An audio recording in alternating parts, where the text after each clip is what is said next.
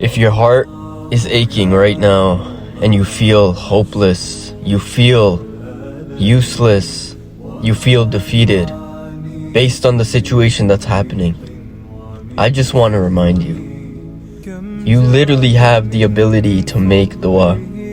Anytime, anywhere, any place. There is no requirement for you to make dua. You don't always have to make dua after salah.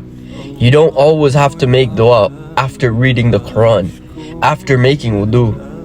Allah has given us the power of dua so that we can make it anywhere, anytime. As long as our heart is aching and we are reaching out to Allah, we can do this at any time.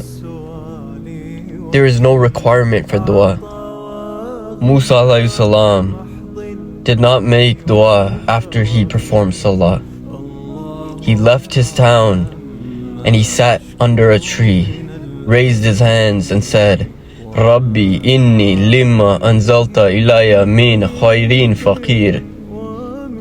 And his dua was accepted immediately. Yunus alayhi salam did not have wudu when he was in the belly of the whale.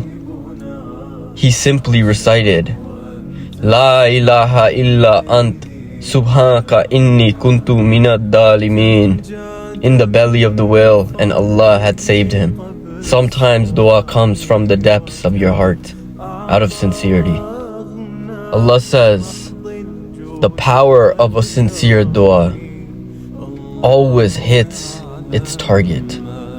Allah did not say that this dua needs to be made during a certain time or a certain moment. Of course, making dua after you perform a good deed is more likely to be accepted. Making dua after you read the Quran is more likely to be accepted.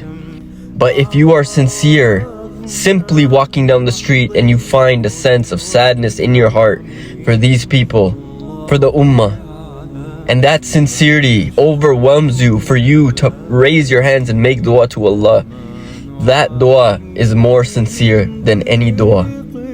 That is the dua that will hit its target. That is the dua that Allah is talking about. The sincere dua.